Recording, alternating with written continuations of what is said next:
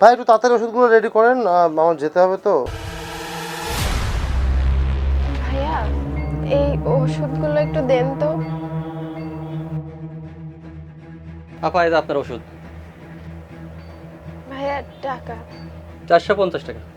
ভাইয়া কয়দিন পরে আমি আপনারে সব টাকা দিয়ে দিব, আমার এটা খুব দরকার ভাইয়া। না ওষুধ বাকি হবে না, আপনি জান তো পাশের দোকান দেখেন।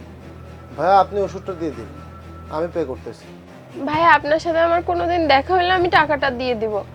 আসি স্যার, আপনার অর্ডার। আরে আপনি আপনি এখানে কিভাবে? আরে স্যার আপনি, স্যার আসলে আমি এখানে কাজ করি।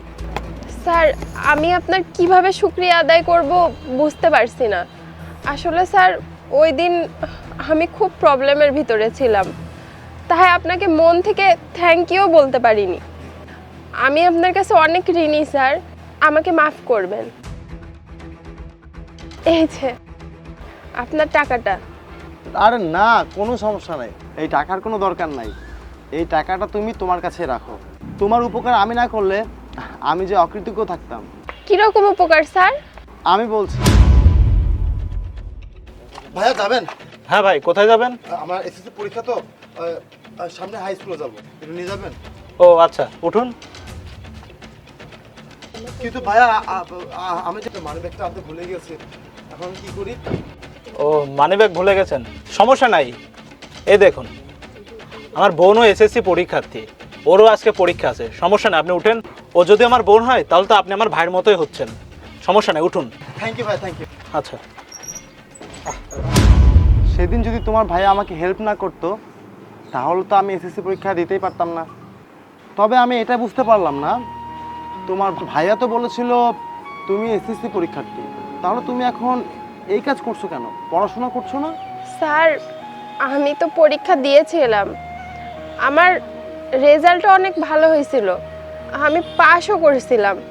কিন্তু স্যার যেদিন রেজাল্ট বের হয় না সেদিন আমার ভাইয়া অ্যাক্সিডেন্ট করছে। কিছুদিন তো না খেয়েই ছিলাম, অনেক কষ্ট করে এই চাকরিটা পেয়েছি।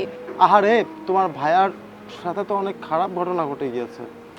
ইস, আচ্ছা তুমি আমাকে একটা কথা বলো তো, তুমি কি পড়াশোনা কন্টিনিউ করতে চাও? স্যার আমি তো পড়তেই চাই, কিন্তু আমার কাছে তো টাকাই নাই। আমি যেই টাকা কামাই করি সবই খরচ হয়ে যায় ফ্যামিলির পিছনে আর ভাইয়ার চিকিৎসার পিছনে। আচ্ছা তোমাকে যদি কোনো এসএসসি টপার পড়াতে চায় তাহলে তুমি কি পড়বা? এসএসসি টপার মানে?